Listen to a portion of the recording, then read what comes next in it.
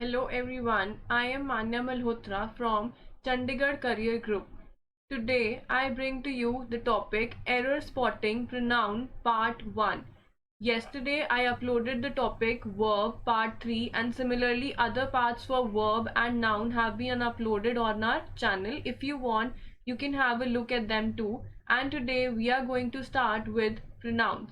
So what are pronouns? Pronoun is something that is used in the place of noun to avoid repetition. So as you know that our way of studying is through spotting errors. Whatever topic we study it through spotting the errors. So let us start with pronouns today. Now, our first sentence is one should do your duty honestly and sincerely. In this, if you see part B of the sentence, it is written your duty. अब यहाँ पर बात हो रही है one की. One हमारे पास जो है that is an indefinite pronoun. अब इनडेफिनेट प्रोनाउंस वो होते हैं जिनके बारे में हमें पता नहीं है कुछ भी कि किसकी बात हो रही है. कोई भी किसी की भी हो सकती है इन जनरल वे, बट वो कौन है स्पेसिफाइड नहीं है हमें. तो मतलब कि वो इनडेफिनेट इंसान है जिसके बारे में आपको डेफिनेटली नहीं पता कौन है. तो अभी वन कौन है हमें नहीं पता. और बहुत सारे इनडेफिनेट प्रोनाउंस होते हैं, वो आगे वाले सेंटेंसेस में मैं आपको बताऊंगी. बट जहां पे भी आपको इनडेफिनेट प्रोनाउन वन दिखे उसमें आपको याद रखना है कि हमेशा उससे रिलेटेड ही प्रोनाउन दोबारा यूज जब होगा तो वन जब भी यूज होता है इट रिपीट्स इटसेल्फ. क्या याद रखना है आपको कि जहां पे सेंटेंस में वन यूज हुआ उसके लिए प्रोनाउन दोबारा से वन ही यूज होगा. दैट इज अगर यहाँ पे मैं वन का पोजेसिव यूज करूं तो क्या बनेगा वंस ड्यूटी.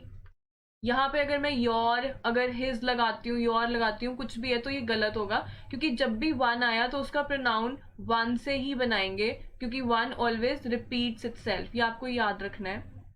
तो हमारा जो करेक्ट सेंटेंस है that will B one should do one's duty honestly and sincerely. Moving on to the next sentence. You, he and I are in the wrong situation. अब आपको इसमें क्या चीज याद रखनी है कि जब भी हमारे पास किसी सेंटेंस की बात हो रही है तो यहाँ पे आपको तीन प्रोनाउन दिख रहे हैं यू ही एंड आई. तो इनका जो ऑर्डर है ये हमें ध्यान में रखना होता है कि ये first person second person third person correct order में लगे हैं या फिर नहीं. तो जब भी अब ये देखो यहाँ लिखा है इन द रॉन्ग सिचुएशन मतलब कि किसी नेगेटिव सिचुएशन की बात हो रही है यहाँ पर. तो आपको एक रूल याद रखना है कि जब भी किसी नेगेटिव सिचुएशन की बात हो सेंटेंस में तो आपको फर्स्ट सेकंड और थर्ड पर्सन दिए हुए हो सेंटेंस में तो आपको उनका ऑर्डर रखना है 1 2 3. क्या रखेंगे 1 2 3 मतलब पहले आएगा फर्स्ट पर्सन उसके बाद सेकंड और उसके बाद थर्ड पर्सन. तो मेरा फर्स्ट पर्सन इस सेंटेंस में कौन है आई. तो सबसे पहले मैं लगाऊंगी आई. उसके बाद सेकंड पर्सन कौन है यू तो फिर मैं लगाऊंगी यू. एंड थर्ड पर्सन मेरा कौन है ही तो फिर मैं लगाऊंगी ही. तो मेरा जो करेक्ट सेंटेंस बनेगा वो बनेगा I you and he are in the wrong situation. Moving on to the next sentence. Only you and him can do this work fast. अब अगर हम पार्ट बी में देखें तो यहाँ लिखा है हिम. अब कहना ये चाह रहा है कि सिर्फ तुम और वो लड़का ये काम जल्दी कर सकते हैं. तो ये हमारा यहाँ पे सब्जेक्ट कौन है यू एंड हिम दोनों क्योंकि ये दोनों ही काम कर सकते हैं तो दोनों ही हमारे क्या है सब्जेक्ट. लेकिन अगर हमने देखा हिम हिम हमेशा हम कब यूज करते हैं ऑब्जेक्टिव केस में. ठीक है ऑब्जेक्टिव केस में यूज करते हैं हम हिम और सब्जेक्टिव केस में हम यूज करते हैं अगर हिम को मुझे सब्जेक्टिव केस में लिखना हो तो मैं क्या लिखूंगी ही. और हमेशा याद रखना है कि आपके पास एक होता है सब्जेक्ट उसके बाद लगता है आपका वर्ब और उसके बाद ऑब्जेक्ट.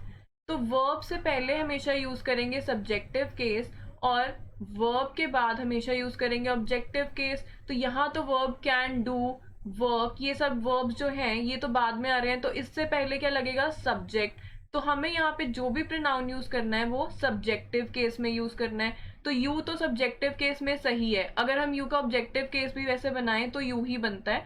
बट हिम का जो सब्जेक्टिव केस है वो क्या होता है ही. तो मेरा करेक्ट सेंटेंस बनेगा only you and he can do this work fast. Moving on to the next sentence.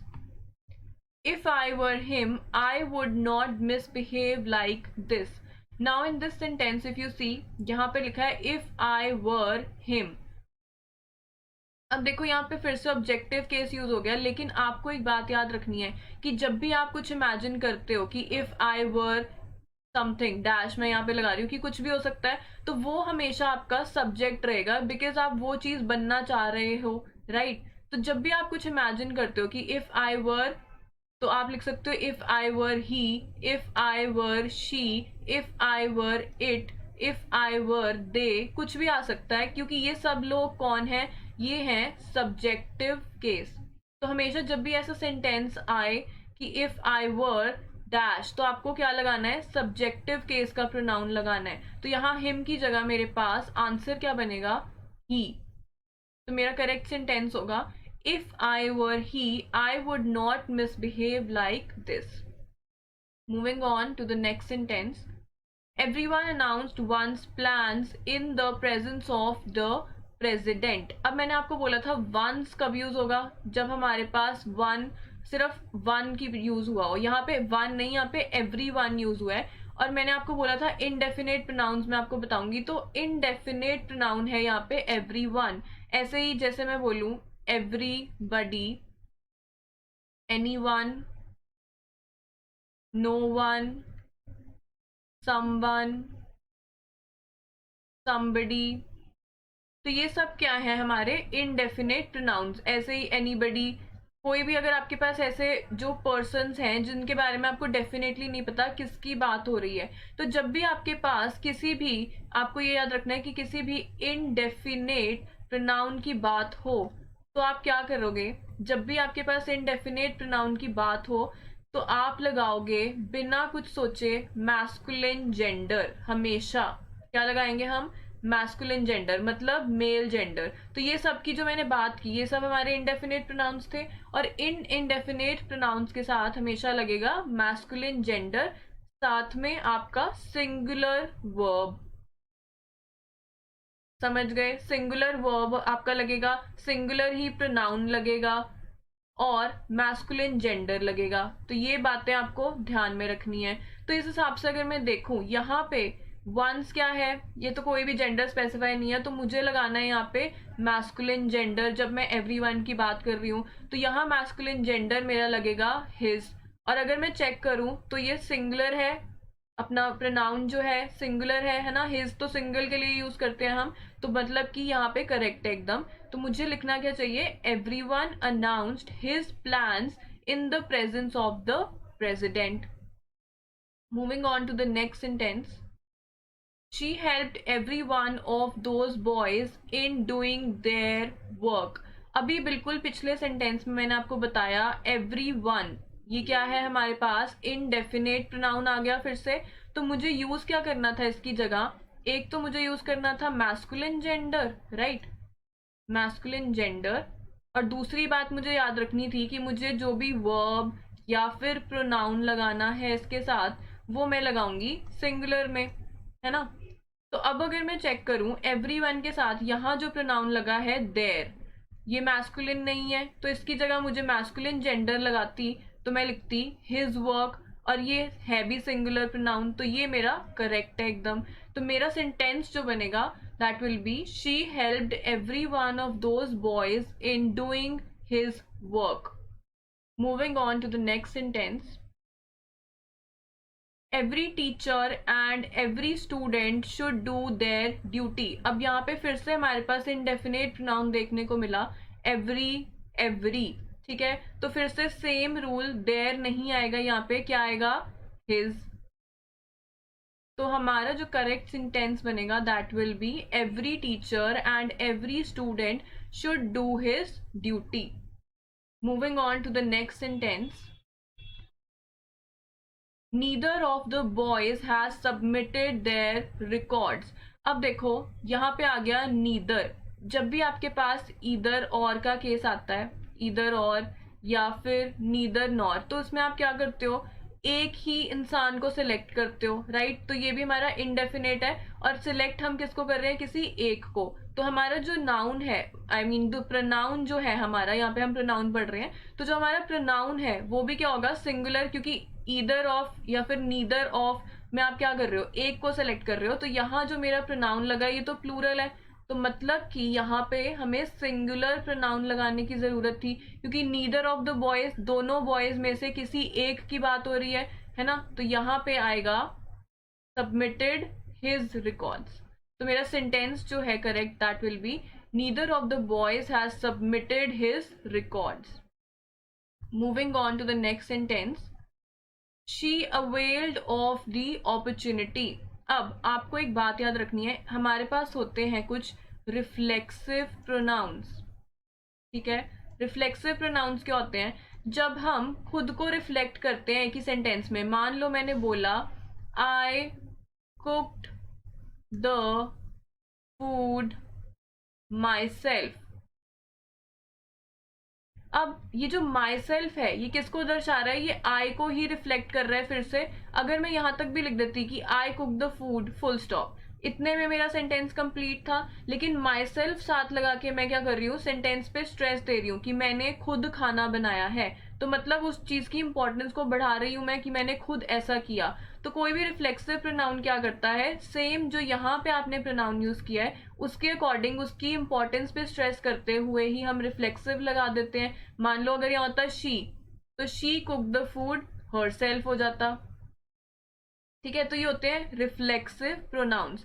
और अब आपको मैं बताऊंगी कि कुछ वर्ड्स होंगे जिसके साथ हमेशा रिफ्लेक्सिव प्रोनाउन आपको लगाने हैं, और वो वर्ड्स, उन वर्ड्स में से एक है अवेल्ड, ठीक है? ऐसे ही अगर आपको आ जाए एक्विट, एंजॉय, ठीक है? ऐसा अगर आपको कोई भी वर्ड आता है तो इसमें भी आपको क्या करना है? रिफ्लेक्सिव प्रोनाउन लगाना है साथ में, इसके बिना आपका सेंटेंस इनकम्प्लीट रहेगा। तो अगर मैंने यहाँ बोला she availed of the opportunity, तो यहाँ मुझे अवेल्ड के बाद लगाना है रिफ्लेक्सिव। तो शी का रिफ्लेक्सिव क्या बनेगा? Herself. तो मैं लिखूंगी she availed herself of the opportunity, ये बनेगा मेरा correct sentence. Moving on to the next sentence, those two companies always help one another। अब अगर यहाँ बात देखें तो दो कंपनीज की बात हुई है, टू कंपनीज, राइट? और यहाँ लिखा है इन्होंने वन अनदर। तो एक बात हमेशा याद रखेंगे कि जब हम बात करते हैं दो चीजों की, टू एन नंबर, तब हमेशा उनके लिए हम जो रेसिप्रोकल प्रोनाउन यूज करेंगे that will B each other. इसको मैं बोलती हूँ रेसिप्रोकल प्रोनाउन, ठीक है? जैसे एक दूसरे को हम बोलना चाह रहे हैं तो ये क्या है? रेसिप्रोकल है ना? एक दूसरे को हेल्प करनी चाहिए, सो ईच अदर। तो मतलब अगर तो दो लोगों की बात है सिर्फ तो आप लिखोगे ईच अदर, और अगर मोर देन टू की बात हो फिर हम लिखते हैं वन अनदर। जैसे मैं बोलूं we should help one and other, तो इसमें सब लोग आ गए, मैं किसी दो इंडिविजुअल्स की बात नहीं कर रही, हम सबकी बात कर रहे हैं कि हमें एक दूसरे की मदद करनी चाहिए, तब मैं वन एंड अदर लगाऊंगी। पर अगर मुझे पता है स्पेसिफिकली किसी दो ही चीजों की या कंपनीज की, इंसानों की बात हुई है, तो मैं ईच अदर लगाऊंगी। तो अब आप देखो यहाँ पे क्या था? टू कंपनीज की बात हुई थी, तो वन एंड अदर नहीं, मुझे क्या लगाना चाहिए था? Each other. तो मेरा करेक्ट सेंटेंस होगा those two companies always help each other, right? Moving on to the next sentence, India and Pakistan should cooperate with one another in this matter. अब जो मैंने आपको पिछले सेंटेंस में एरर बताया, सेम एरर इसमें भी दिख रहा है। इंडिया एंड पाकिस्तान मतलब सिर्फ दो ही कंट्रीज की यहाँ पर बात हुई है ना? तो दो की जब बात होगी हम वन अनदर नहीं यूज करेंगे, रेसिप्रोकल प्रोनाउन जो यहाँ यूज करेंगे वो होगा ईच अदर, क्योंकि सिर्फ दो कंट्रीज की बात हुई है यहाँ पे। तो मैं लिखूंगी सही sentence, India and Pakistan should cooperate with each other in this matter. Moving on to the next sentence, dear students enjoy during the holidays, ठीक है? तो इसमें देखो अब आपको वर्ड दिख गया एंजॉय। मैंने अभी आपको बताया कि रिफ्लेक्सिव प्रोनाउन कुछ स्पेसिफिक वर्ड्स हैं जिनके साथ यूज होने ही होने हैं, उनके बिना हमारा सेंटेंस इनकम्प्लीट है। अगर मैंने उसमें आपको वर्ड बताया था जैसे इक्विट, अवेल्ड, राइट, तो इंजॉय भी एक वर्ड बताया था। तो इसमें मुझे क्या लिखना है, डियर स्टूडेंट्स इंजॉय। अब हम स्टूडेंट्स के लिए रिफ्लेक्सिव क्या यूज करेंगे, योर सेल्व्स, ठीक है, क्योंकि स्टूडेंट्स कौन है, यू ही हैं, जिनसे सेकंड पर्सन जिनसे बात हो रही है। हम अगर मान लो मैं टीचर हूँ, मैं आपसे बात कर रही हूँ, मैं बोलूंगी you should enjoy yourself, so you are a second person. तो आपका यू का अगर मैं रिफ्लेक्सिव बनाऊंगी that will be yourself, right. तो मैं बोलूंगी dear students enjoy yourself during the holidays.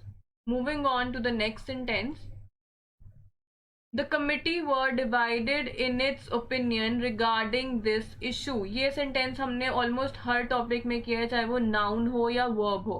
अब प्रोनाउन में भी हम करेंगे, क्योंकि यहाँ आप देखो क्या लिखा है, इट्स ओपिनियन, और यहाँ पे क्या लिखा है, वर। जब यहाँ प्लूरल वर्ब लगा है, जब भी कोई कमिटी, कोई ग्रुप डिवाइड होता है ओपिनियन में, तो अब हम उसे क्या करते हैं, प्लूरल फॉर्म में देखते हैं, चाहे वो वर्ब हो या प्रोनाउन हो। वर्ब यहाँ पे प्लूरल लगा है, बिल्कुल सही है। और अगर मैं देखूं प्रोनाउन को, तो इट्स क्या है, ये तो सिंगुलर प्रोनाउन हो गया, तो मतलब ये क्या हो गया हमारा, गलत। जब वर्ब यहाँ पे प्लूरल है तो प्रोनाउन भी क्या होगा, प्लूरल। तो इट्स की जगह मुझे लिखना चाहिए था देयर ओपिनियन। तो मेरा करेक्ट सेंटेंस बनेगा, the committee were divided in their opinion regarding this issue.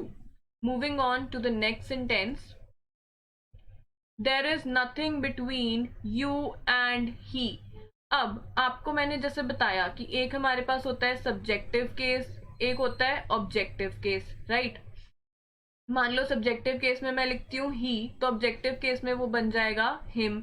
अगर सब्जेक्टिव केस में है शी, तो यहाँ पे बनेगा हर। अगर यहाँ पे मेरे पास है सब्जेक्टिव केस में यू, तो वो ऑब्जेक्टिव केस में यू ही रहेगा। और अगर मेरे पास सब्जेक्टिव केस में आए है, तो वो यहाँ पे नी बन जाएगा। अगर सब्जेक्टिव केस में मेरे पास दे है, तो आपके पास देम बन जाएगा, राइट। अगर आपको पता है ये चीजें तो ठीक है, अदरवाइज आप इनको नोट डाउन कर लो। तो अब देखो, आपको कुछ वर्ड्स ऐसे हैं, जैसे कि अगर मैं बात करूं, लेट, एक्सेप्ट, बिटवीन, लाइक, ये कुछ ऐसे वर्ड्स हैं कि जब भी आपको ये वर्ड्स देखने को मिले, तो आपको क्या करना है, इन वर्ड्स के बाद हमेशा लगाना है ऑब्जेक्टिव केस ऑफ प्रोनाउन। क्या लगाना है हमें, objective case of pronoun. In words के बाद हमेशा याद रखो, ये जो वर्ड्स हैं इनके बाद आप लगाओगे ऑब्जेक्टिव केस ऑफ प्रोनाउंस। तो अगर यहाँ पे मैं देखूं, बिटवीन वर्ड आ चुका है, और यू जो है वो ऑब्जेक्टिव केस में होता है, सही है। और जो ही है, अगर आप यहाँ से चेक करो, ही क्या है, सब्जेक्टिव केस, इसका ऑब्जेक्टिव केस क्या था, हिम। तो मुझे यहाँ लिखना चाहिए था you and him, there is nothing between you and him, this will be my correct sentence। now next sentence है हमारा, everyone has already completed the assignment except she। अब जो मैंने आपको पिछली स्लाइड में वर्ड्स दिखाए, ये देखो, इसमें मैंने एक्सेप्ट भी लिखा है, और सेम अब यहाँ देखो, एक्सेप्ट यहाँ पे आपको दिख रहा है। तो इसके बाद जो प्रोनाउन लगा है ये सब्जेक्टिव केस है, तो इसका मतलब ये गलत है। इसकी जगह मैं ऑब्जेक्टिव केस लगाती हर, तब मेरा सेंटेंस करेक्ट होता। तो मेरा सही सेंटेंस बनेगा, everyone has already completed the assignment except her. Moving on to the next sentence, let he and she enter the library silently. अब देखो यहाँ पे ये लेट लगा हुआ है, जो मैंने बोला कुछ वर्ड्स के साथ आपको हमेशा ऑब्जेक्टिव केस ही लगाना है, तो लेट के बाद भी हमेशा क्या लगेगा, ऑब्जेक्टिव केस ऑफ प्रोनाउन। तो जब ऑब्जेक्टिव केस लगना है, तो यहाँ क्या लगा है, ही, ये तो सब्जेक्टिव केस है, शी, ये भी सब्जेक्टिव केस है। तो इनकी जगह मुझे लिखना क्या चाहिए, let him and her enter the library silently. तो ये हमारा बन जाएगा करेक्ट सेंटेंस। आज के लिए इतना ही। आई होप कि आपको हमारी वीडियो पसंद आई हो, और पार्ट 2 के लिए I will be uploading it tomorrow, so please stay tuned and thank you so much.